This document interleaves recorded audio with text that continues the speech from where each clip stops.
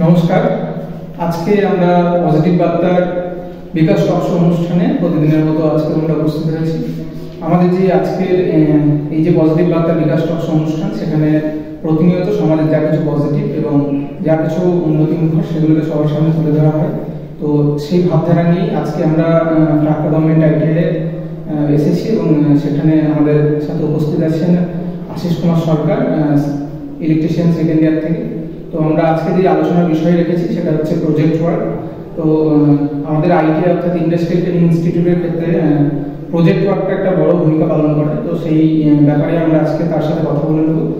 সর্বপ্রথম আমি যেটা তোমার কাছ থেকে জানতে চাইবো আশিস, যে তোমাদের যে প্রজেক্ট তোমরা বানাচ্ছ সেটা কি বানাচ্ছ? আমাদের স্যার উইন্ড পাওয়ার প্ল্যান্ট তৈরি হচ্ছে। আচ্ছা, তো এই যে তোমরা যে প্রজেক্টটা বানাচ্ছ, তো সেটা তোমরা কিভাবে বানাচ্ছ, কি কম্পোনেন্ট ইউজ হচ্ছে সেটা যদি একটু সবার সামনে বলো। আমাদের গ্রুপে স্যার টোটাল 9 জন আছি আমরা।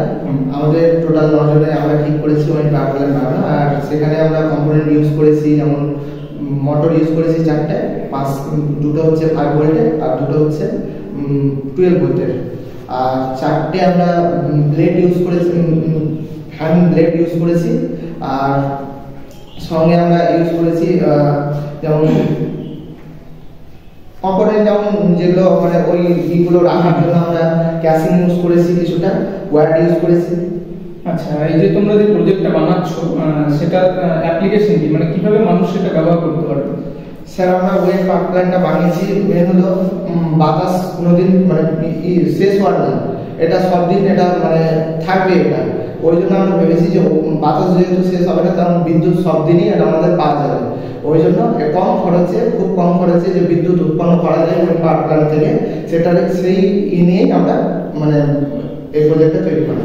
অবশ্যই আমাদের যে সীমিত, যেগুলো আমরা যেমন কয়লা থেকে বিদ্যুৎ উৎপাদন করি সেগুলো খুবই সীমিত, একদিন পর শেষ হয়ে যাওয়ার সম্ভাবনা থাকে। কিন্তু আমরা যদি ন্যাচারাল জিনিস যেমন সৌরশক্তি বা আমাদের বাতাসের শক্তি, সেগুলো কাজে লাগিয়ে যদি আমরা ফিউচারে কিছু ইনভেন্ট করার চেষ্টা করি, সেগুলো অবশ্যই খুব একটা ভালো এবং সদুপ্রয়াসী হবে।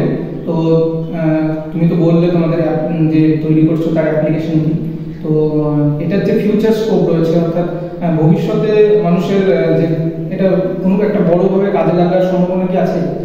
অবশ্যই আছে স্যার, কেননা এই বিদ্যুৎ হচ্ছে আমাদের এখন জীবনের একটা অংশ। বিদ্যুৎ না থাকলে আমরা যেমন আমরা এখন চলতে পারবো না, এমন একটা পরিস্থিতিতে আমরা এখন দাঁড়িয়ে পড়েছি।